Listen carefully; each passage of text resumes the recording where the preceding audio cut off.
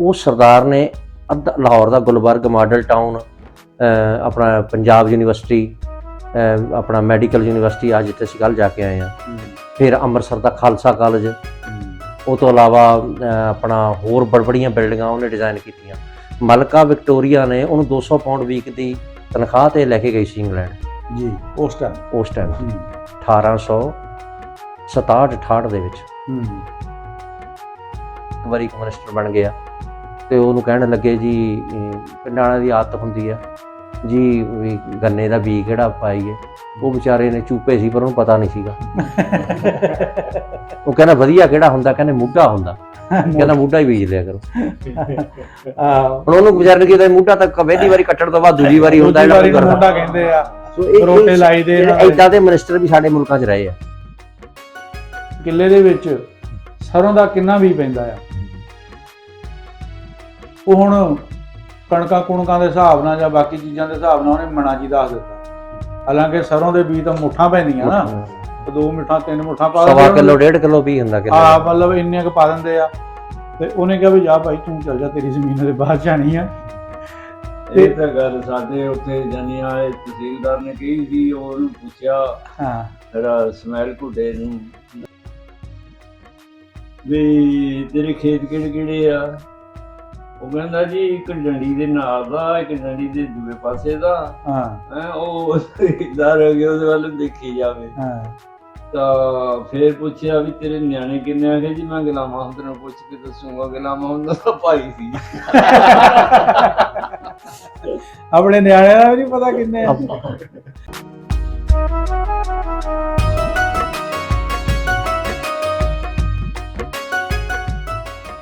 ਅੱਛਾ, ਤੁਹਾਡੇ ਗੋਰੇ ਜਿੱਥੇ ਤੁਸੀਂ ਰਹਿੰਦੇ ਆ ਉਹ ਵੀ ਬੜੀ ਲੱਕੜ ਇੱਥੋਂ ਲੈ ਕੇ ਗਏ ਆਪਣੇ ਮੁਲਕਾਂ ਚੋਂ। ਉਹ ਕਿੱਦਾਂ ਲਿਆਂਦੇ ਸੀਗੇ?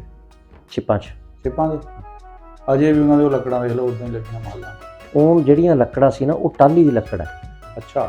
ਜਿਹੜਾ ਮਹਾਰਾਣੀ ਦਾ ਜਾਂ ਹੁਣ ਰਾਜੇ ਦਾ, ਜਿਹੜਾ ਬਾਦਸ਼ਾਹ ਦਾ ਸਾਡੇ ਦਾ ਦਰਬਾਰ ਹਾਲ ਤੇ ਜਿਹੜਾ ਆਪਣਾ ਉਹਦਾ ਡਾਈਨਿੰਗ ਰੂਮ ਆ, ਉਹ ਇੱਕ ਸਰਦਾਰ ਨੇ ਡਿਜ਼ਾਈਨ ਕੀਤਾ ਸੀ।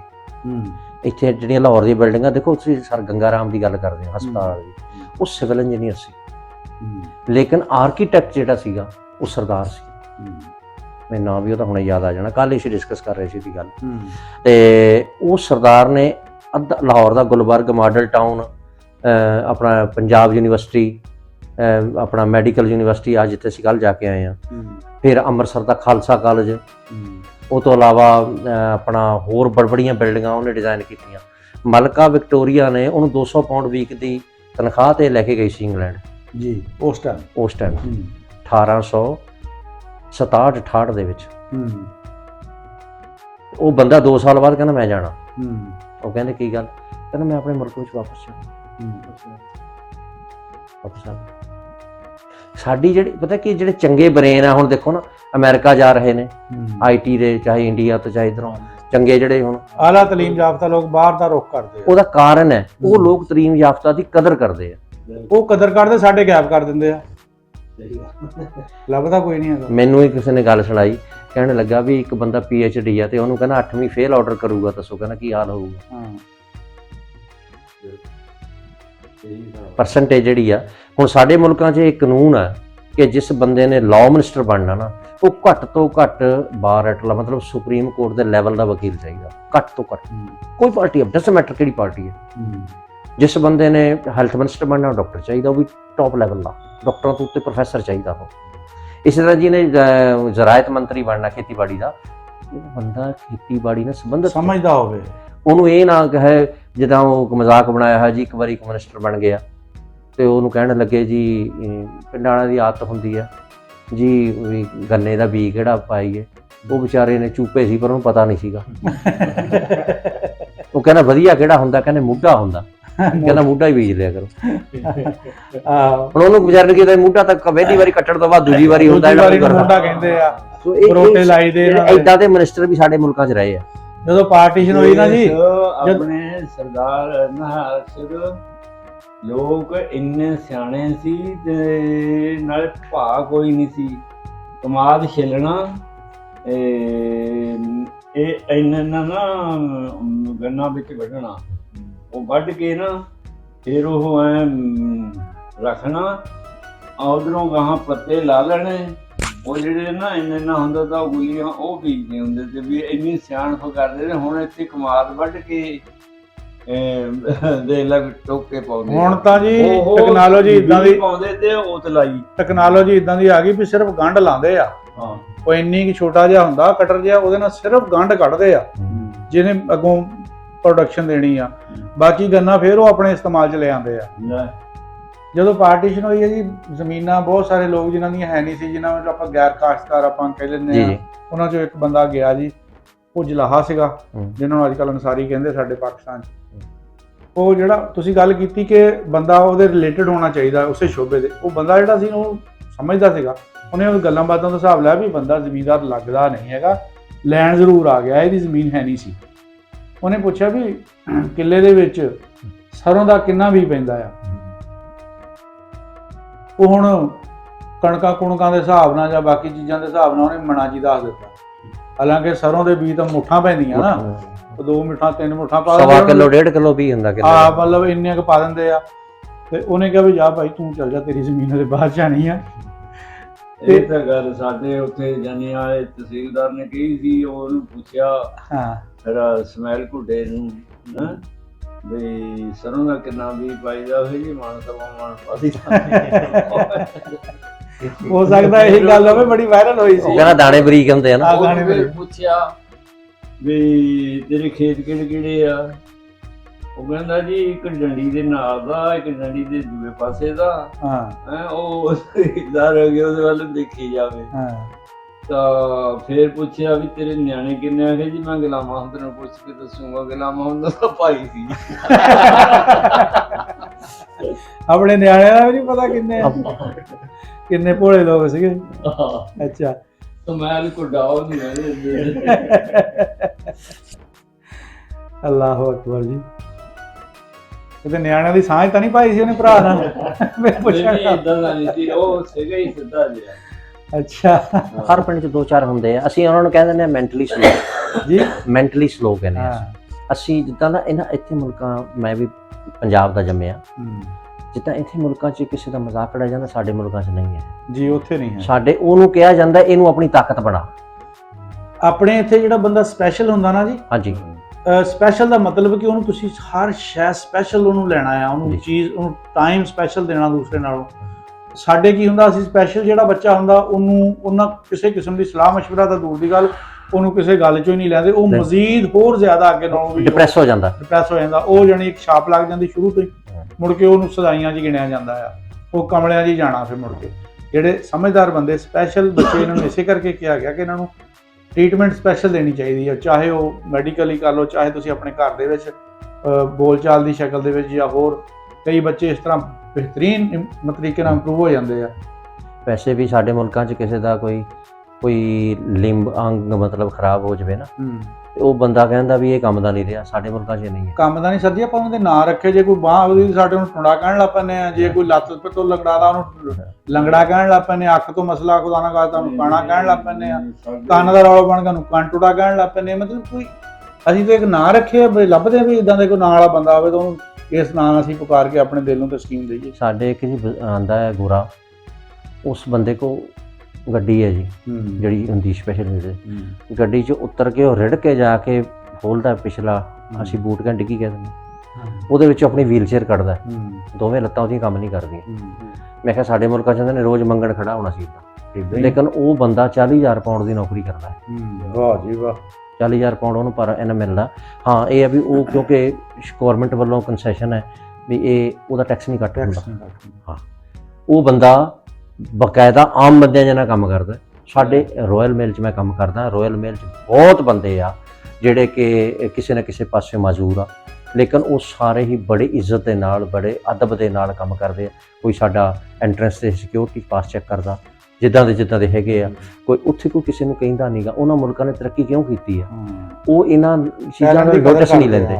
ਸਾਡੇ ਤਾਂ ਇਹ ਕਹਿੰਦੇ ਵੀ ਤੁਸੀਂ ਸਲਵਾਰ ਨਹੀਂ ਨਾਲ ਦੀ ਪਾਈ, ਤੁਸੀਂ ਜੁੱਤੀ ਪਾਲਿਸ਼ ਨਹੀਂ ਕੀਤੀ। ਸਾਡੇ ਕੋਈ ਨਹੀਂ ਪੁੱਛਦਾ ਉੱਥੇ। ਇੱਥੇ ਤਾਂ ਕਹਿੰਦੇ ਮੈਚਿੰਗ ਜੀ ਬਹੁਤੇ ਤਾਂ ਆਰਟੀਫੀਸ਼ੀਅਲ ਜਿਹੜੇ ਉਹ ਮਾਡਲ ਬਣੇ ਹੋਏ ਆ। ਹਾਂਜੀ, ਲਿੰਬਸ ਹਾਂਜੀ, ਉਹ ਜਾਣ ਕੇ ਇੱਕ ਅਦਾਕਾਰੀ ਦੇ ਤੌਰ ਤੇ। ਹੁਣ ਇੱਕ ਬੰਦਾ ਮਜ਼ਦੂਰ ਆ, ਉਹ ਪੂਰੇ ਸ਼ਹਿਰ ਤੇ ਬਾਜ਼ੀਆਂ ਮਾਰ ਮਾਰ ਕੇ ਵੀ ਅਗਰ ਫਿਰਦਾ, ਉਹ ਮਤਲਬ ਕਿ ਆਮ ਬੰਦੇ ਨਾਲੋਂ ਐਕਸਟਰਾ ਹੈਲਦੀ ਆ ਉਹ। ਜੀ ਜੀ। ਕਿਹੜਾ ਇੱਕ ਬੰਦਾ ਪੈਦਲ ਲੱਤ ਲੰਗਾ ਕੇ ਵੀ ਪੂਰਾ ਸ਼ਹਿਰ ਘੁੰਮ ਲੈਂਦਾ ਨਾ। ਹਾਂਜੀ ਸਹੀ ਗੱਲ, ਠੀਕ ਹੈ ਨਾ, ਉਹ ਆਮ ਬੰਦੇ ਨਾਲੋਂ ਕਿੰਨਾ ਸਿਹਤਮੰਦ ਹੋ ਡਬਲ ਕਰਦਾ।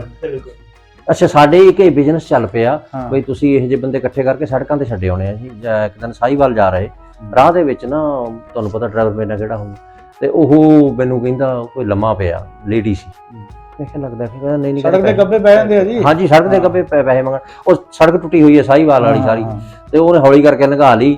ਥੋੜੇ ਜਿਹਾ ਗਾਂਹ ਗਏ, ਮੈਨੂੰ ਹੱਸ ਕੇ ਕਹਿਣ ਲੱਗਾ ਗੱਡੀ ਖੜੀ ਕਰਦੇ ਮੈਂ ਚੰਗਾ ਜਦ ਬਾਹਰ ਨਿਕਲੋ ਬਈ। ਬਾਹਰ ਨਿਕਲ, ਉੱਠ ਕੇ ਬੜੀ ਸੋਹਣੀ ਪਾਸੇ ਹੋ ਕੇ ਬਹਿ ਗਈ। ਇਹ ਜਿਹੜੀ ਇਹ ਚੀਜ਼ ਨੂੰ ਨਾ, ਇੱਕ ਪੰਜਾਬੀ ਦੀ ਕਹਾਵਤ ਆ, ਮੰਗਣ ਗਿਆ ਸੋ ਮਰ ਗਿਆ, ਮੰਗਣ ਬੋਲ ਨਾ ਜਾ।